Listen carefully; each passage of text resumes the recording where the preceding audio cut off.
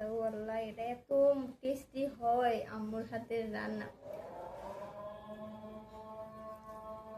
ঈদের দিন সকালে যেন ফ্যামিলির সবাই মিলে এই নাস্তাটা খাওয়া যায়, সেজন্য আমি এই নাস্তাটা আজকে আপনাদের সাথে শেয়ার করব। প্রথমত আমি তেল দিয়েছি পরিমাণ মতো, তার মধ্যে 2টা তেজপাতা আমি এখানে অ্যাড করলাম। অ্যাড করে একটু হালকা করে নেড়ে চেড়ে দিতে হবে। এরপর আমি এখানে দিচ্ছি, প্রথমে চিকেনটা দিয়ে দেবো, একটু চিকেনটা ভেজে নিব হালকা করে। এটা এই নাস্তাটা আমি একদম ঈদের দিন সকালে আমরা পরিবারের সবাই মিলে একসাথে একটা নাস্তা করে না, সেরকমভাবে যেন বাসায় খুব সহজ এভাবে করতে পারি। তো যাই হোক, আমি এখানে কিছু সংখ্যক চিকেন নিয়েছিলাম, তো সেটা আমি একটু ভেজে নিচ্ছি।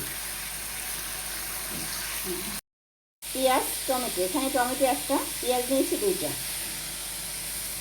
সবগুলো দিয়ে আবার একটু সুন্দরভাবে হাতের সাহায্যে নেড়ে চেড়ে দিতে হবে এভাবে।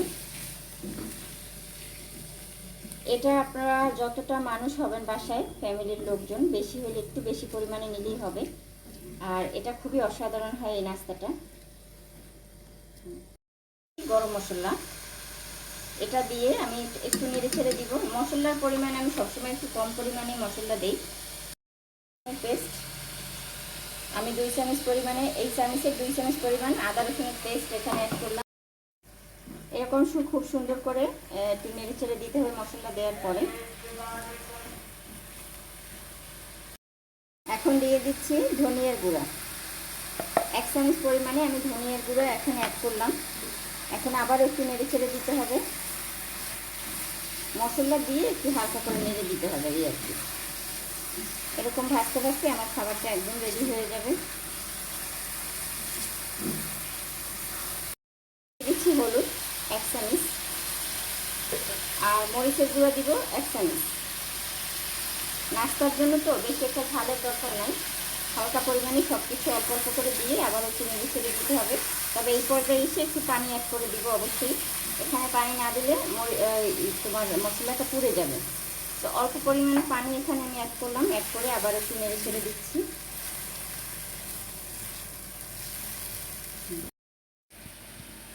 এখানে আমি 3টা কাঁচামরিচ দিয়ে দিচ্ছি, কেটে দিব না, আস্তে আস্তে করে দিয়েছি, আস্তে করে আর কি।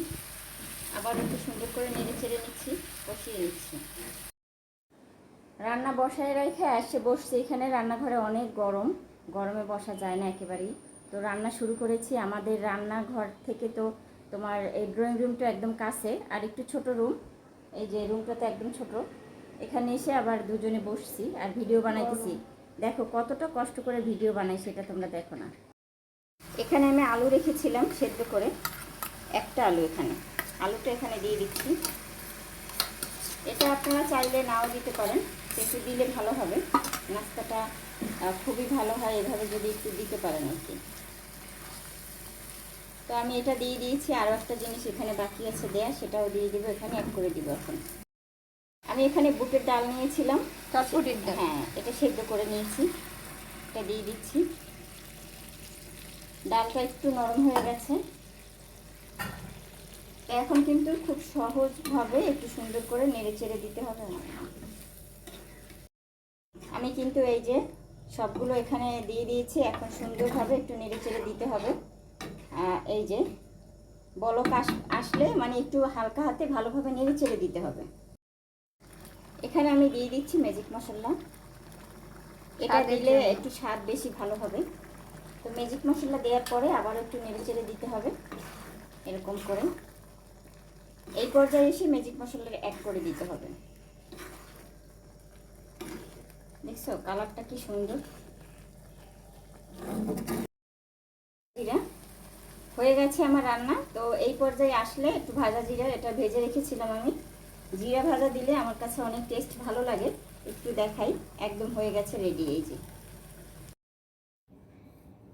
আচ্ছা, আমি কিন্তু এখন আলু পরোটা ভাজবো, সেটা বেলে নিচ্ছি খুব সুন্দর করে। আলু পরোটা ভাজার জন্য রেডি হয়ে গেলাম আর করতেছি।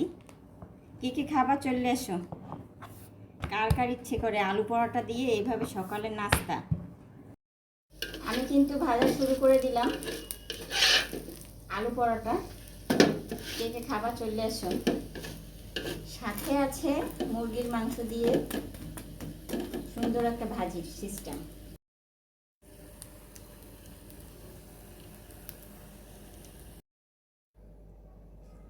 হয়ে গেছে আলু পরোটা। ফ্যামিলির সবাই মিলে খেতে পারবা এরকম বানালে। অনেক বড় একটা আলু পরোটা। ফিরে নিচ্ছি আমি। তেজপাতাটা উঠে গেছে সবার আগে। সকালের এই খাবার, ঈদের দিন সকালে যদি আপনারা ফ্যামিলির সবাই মিলে খেতে চান, বাহিরের নাস্তার চেয়ে বাসায় যদি এভাবে একটু বানিয়ে খান, এত টেস্টি আমি আপনাদেরকে কি বলবো। খুব টেস্টি হয় এই খাবারটা।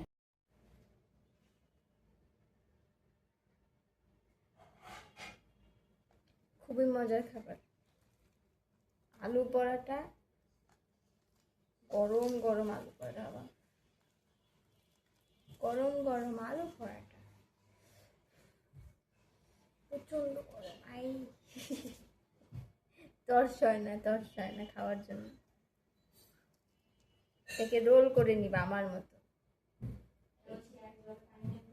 তারপর হচ্ছে এটা বুটের ডালের সাথে একটা মজাদার নাস্তা। ও আল্লাহ, এটা এত টেস্টি হয় আম্মুর হাতের রান্না।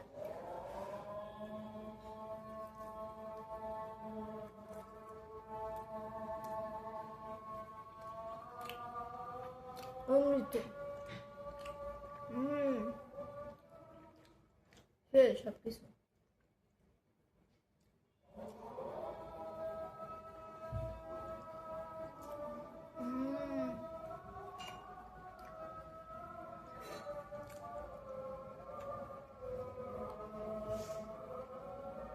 একদম পারফেক্ট।